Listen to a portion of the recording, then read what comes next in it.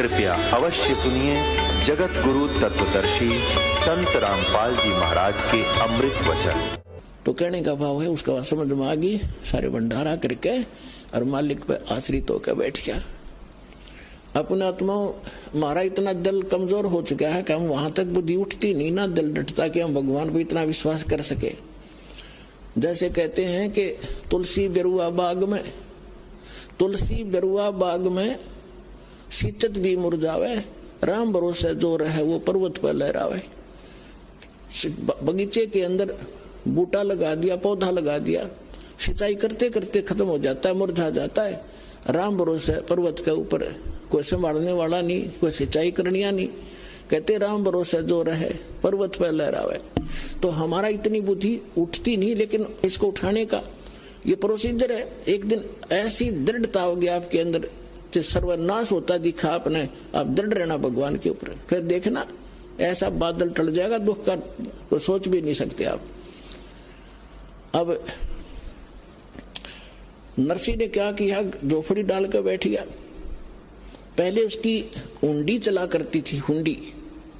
हुंडी मीन जैसे आजकल बैंक है और बैंक में ड्राफ्ट बनाया जाता है, उतने पैसे जमा करा दो, उनको आप लिख कर दे देगा बैंक की तरफ से कि ये 10 लाख रुपए का ड्राफ्ट दे दिया।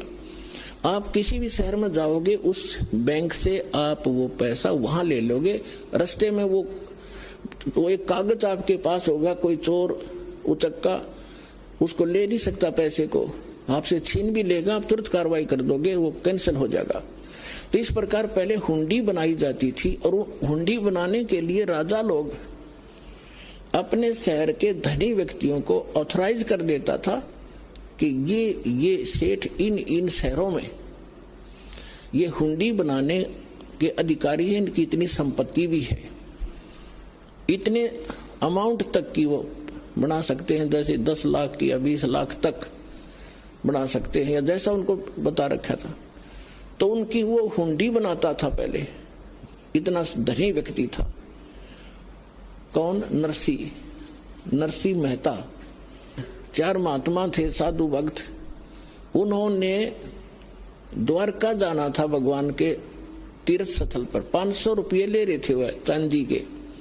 उन्होंने सोचा चांदी के 500 रुपये लेकर जाएंगे, रास्ते में कोई छीन लेगा, हुंडी बनवा लेते हैं। और हुंडी वालों की लिस्ट सब शहरों में सबके पास होती थी। सब जो भी हुंडी लेने देने वाले सेठ थे, और उनके साइन और उनकी कोड वर्ड भी उनको पता होता था। तो उन्होंने सोचा चलो हुंडी बनवा लेते हैं। उनको पता था कि यहाँ एक नरसी नाम का कोई सेठ है, वो हुंडी बनाता है। उस समय वो सेठ निर्धन हो चुका था, लेकिन राम नाम का धनी हो गया था। कबीरा सब जग निर्धना और धनवंता ना को धनवंता सो जानिए। जिस पर राम नाम धन, वह नकली संपत्ति तो ये रह जानी थी, असली धन मिला नरसी को। जंगल में बैठ गया झोपड़ी डाल के। अब वो नगर में गए, उन्होंने पूछा भक्तों ने कि अभी हमने हुंडी बनवानी है, या हुंडी कौन बनाता है? हमने सुना नरसी सेठ बनाता है, उस नरसी का घर कहाँ है? तो उन्होंने, गांव वालों ने तो मजाक पा गया था, नाश कर दिया। अब समाज का, संसार और भगत का, जगत और भगत के विचारों में और क्रियाओं में अंतर होता है दिन और रात का, इसलिए उनके मतभेद सदा से बने हुए हैं। तो वो लोग कहने लगे कि अच्छा नरसी, अरे नरसी तो भाई बहुत बड़ा सेठ है भाई, बिल्कुल वो तो, लेकिन आजकल नखरे करता है वो। महात्मा बोले भाई क्या नखरे करता है? पहले तो नाटेगा और ज्यादा दबाव देगे जो बनाओगा वो आजकल। बोले भाई है कहाँ? वो भाई सेठ है, लेकिन आजकल भगत बन रहा है, जंगल में बैठता, वही हुंडी हांडी बनाता है। अब उन्होंने सारी पक्की जचा दी, भाई ठीक है। वो जाकर कहे भाई नरसी जी कहाँ है? कि ये रहा भाई नरसी जी, आ जाओ। आओ महात्माओं बैठो। आगे वो 500 रुपये रख दिए। अगले सेठ जी हमारी ड्राफ्ट बना दे। अब उसने नरसी ने कहा कि महात्मा जी मेरी हुंडी कैंसिल हो ली है, मैं सेठ नहीं रहा, मैं कंगाल हो गया, आपने दिखता नहीं, मैं यहाँ बैठा हूँ जंगल में। उन पक्की जचगी, वो जो कहे थे गांव वाले सारी साची अबाएगा, ये तो नरा निकम्मा है। वो लाग गया कहने, उनको संत थे, गुस्सा हो गए कि सचमुच वो साची के थे गांव वाले, तू नखरे करता आजकल और भक्तों के साथ तू मजाक करता है, तुझे पता नहीं भगवान तुझे श्राप दे देगा, न्यू कर देगा। अब उसने समझ गया उनकी भाषा से नरसी कि ये तो हमारे साथियों ने चंगरा रखे हैं और जितनी कहूंगा उल्टे पड़ेंगे ये, और कुछ है भाई महात्मा है, साधक है, कुछ उठ पटाक मेरे ऊपर श्राप दे देंगे तो भारी पड़ जाएगा। तो उसने सोचा भाई इनका पीछा भी छुटवाना है, एक कागज मंगवा लिया कि महात्मा जी कागज ले आओ। वो कागज ले आए, उसने लिख दिया सांवल सा, क्योंकि कृष्ण का पुजारी था, श्री कृष्ण जी का पुजारी था, सांवरिया भगवान का।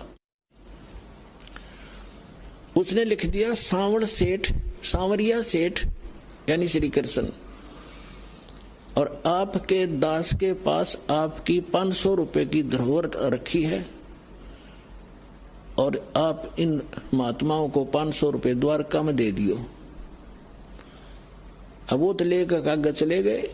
पीछे से क्या किया उस सेठ ने, उस 500 रुपए की चांदी के 500 रुपए का खाद्य सामग्री मंगा ली भोजन भंडारे की और भंडारा कर दिया परमात्मा के निमित्त,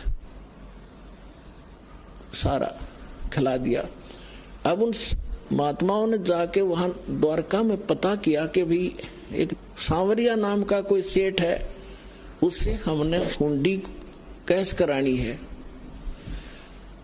अब आम व्यक्ति ने बता दिया कि इससे पूछ लो, ये सेठ है जिसकी हुंडी चलती है। सामने गए उसके पास, उसने वो कागज देखा, तब उस सेठ ने, द्वारका के सेठ ने कहा कि ये तो फेल हो रहा है, रिजेक्टेड हो गया, ये तो गवर्नमेंट की तरफ से तो कंगाल है, इसकी हुंडी नहीं चलती। महात्मा तुम तो ठग लिए उसने। इब वो महात्मा का गला नहीं उतरा कि वो तो साफ आदमी था, पहले नाट्य भी था, मैं बना नहीं सकता, और फिर बना दी। तो ये कहानी क्या है उन्होंने सोची, ये उससे ईर्षा करता होगा। दूसरा पूछा, तीसरा पूछा, जहां भी 5-7 की हुंडी चलती थी, सभी ने ये कहा कि तुम तो ठग लिए महात्मा, इसके नाम पर 54 नहीं मिला तुम्हें, कितना घूम लो। अब उनको बड़ा दुख हुआ कि भाई, और ये भी नहीं उलाना भी नहीं दे सकते, नरसिंह में ठग लिया तो नट्टे था भाई। अब उनको ये भी मालूम था ऐसा भगत है तो पैसे नो के नो पाओगे हमारे सुरक्षित वहां पर, इसलिए वो बोले भाई देखो कुछ खावा पीवा हो, ये बात फलाने पड़ेंगे भक्ता का किसी का आगे, और बड़ी गलत बढ़िया। तो वो बैठ के एक तरफ जाकर अपना विचार विमर्श कर रहे थे। तब नरसिंह परमात्मा की दया से भक्तों की कुछ दृष्टि काम करने लग जाती है। नरसिंह जी ने देखा कि परमात्मा आए कि नहीं उनको देने के लिए, हुंडी कैश करी कि नहीं भगवान ने। उसने देखा महात्मा तो पश्चाताप कर रहे हैं, हुंडी मिली नहीं, उस कागज को साथ लिए बैठे हैं। तब उसने अपनी पत्नी से कहा, धर्मपत्नी से नरसिंह ने, कि जो सामान लाए थे हम 500 रुपए जो साधु दे गए थे, उसमें से कोई सामान बचा तो नहीं है। तो उसकी पत्नी ने बताया कि थोड़ा सा आटा बच रहा है, जो रोटी बनाने के लिए मैं प्रयोग करूं थी, सूखा आटा, पलोथन बोला हमारे यहाँ, पलोथन। तो उसके नरसिंह ने कहा कि आप इसकी रोटी बनाओ पानी के हाथ लगा लगा के। उसने उसके बचे हुए आटे की 4 रोटी बनी। अब 4 रोटी बनाकर थाली बाहर निकला था, को साधु संत मिल जा रहा चलता, उसने खिला दूं। इतने में परमात्मा पहुंच गए एक साधु रूप बना के, और नरसिंह घर झोपड़ी से बाहर निकला, सामने महात्मा खड़े थे। नरसिंह ने कहा महात्मा जी भोजन खा लो, अगला भाई भूख लग रही है। अब 4 रोटी उसको चारों की चारों रख दी और रोटी खा के महात्मा जी चले गए। परमात्मा कहते सोचल छिद्र मैं करूं अपने जन के काज। अब थोड़ी देर में देखा तो क्या हुआ कि परमात्मा पहुंच गए मारवाड़ी सेठ बन के, लंबा इतना बड़ा साफा, कान में कलम और काख में वो पैड बई और धोती जैसे राजस्थानी बांध दो लांगड़ की, और वो पहुंच गए वहां पर मारवाड़ी सेठ बन के, और कहने लगे महात्मा जी कैसे बैठे हो। उन्होंने देखा भाई में सेठ दिखाई दे, इसने भी दिखा दी कागज। कहने लगे महाराज जी के बताओ सेठ जी, हमारे गल तो बूंदी बन गई, बहुत बुरा हो गया, हम ऐसे ऐसे वहां से आए हैं। एक नरसिंह नाम का सेठ था, अब उसने सारी बता दी, वो नाट्य भी था पर हमने जबरदस्ती कर दी, उनको घना तंग कर दिया। उसने यू कागज बना दिया एक सावल नाम के सेठ का नाम पर। यहाँ कोई सेठ है को नहीं, इतना तो हमें यकीन है कि पैसे हमारे सुरक्षित पाएंगे, लेकिन अब हमारा तो काम बिगड़ गया, यह गलती तो हमारी ही है, हमने उसके साथ जबरदस्ती की। और यहाँ पता चला कि सावल नाम का कोई सेठ है नहीं, ये नाम झूठा कैसे लिख दिया। तब वो कहने लगा, रहा भगत झूठ बोला करें कदे। परमात्मा खड़े थे कि भगत कभी झूठ बोलते हैं? महात्मा तुमने ये कैसे कह दिया? मैं हूं सावल सा सेठ, न तुम्हारा कागज, आ जाओ मेरी दुकान पे, चलो पैसे दूंगा। अब वो चौराहे पे लाकर खड़ा कर लिया उस बाजार में, द्वारका के मेन बाजार में, चारों महात्मा, और कहा चद्दर बिछाओ यहाँ। वो चौराहे पर चद्दर बिछवाई भगवान ने, वो समर्थ परमात्मा ने। देखो पुण्यात्माओं, अब तो इस तत्व ज्ञान से आपकी आंखें कति रोशनी होगी आपके अंदर। हमारा मोतिया में ज्ञान का हमारा हट गया। गीता अध्याय नंबर 17 के श्लोक नंबर 16 और 17 में 3 पुरुष है, एक सरपुरुष एक अक्षर पुरुष। 16वें श्लोक में उनमें बताया कि दोनों ये भगवान भी और इनके अंतर्गत प्राणी सारे नाशवान है। उत्तम पुरुष है तो अन्य 17वें श्लोक में किया 15वां अध्याय में।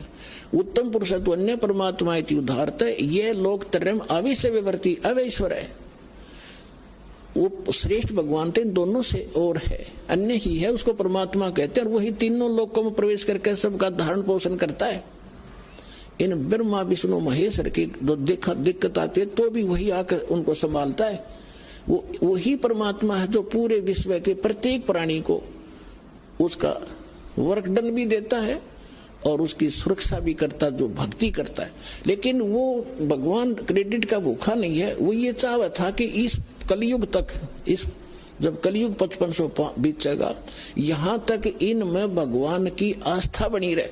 ये चाहे किताब मत पत्थर पर माथा टेकते हो और उनका कोई शुभ संस्कार कोई दिक्कत आती है, वहाँ भी मंगल प्रवचन। अधिक जानकारी के लिए विजिट कीजिए हमारी वेबसाइट www.jagatgururampalji.org। संत रामपाल जी महाराज जी के शुभ आशीर्वाद से पूरे विश्व भर में 500 से भी ज्यादा नाम दीक्षा केंद्र हैं, जिन पर संत रामपाल जी महाराज जी द्वारा ऑनलाइन निशुल्क नाम दीक्षा दी जा रही है। अपने नजदीकी नाम दीक्षा केंद्र का पता करने के लिए संपर्क करें 8222880541।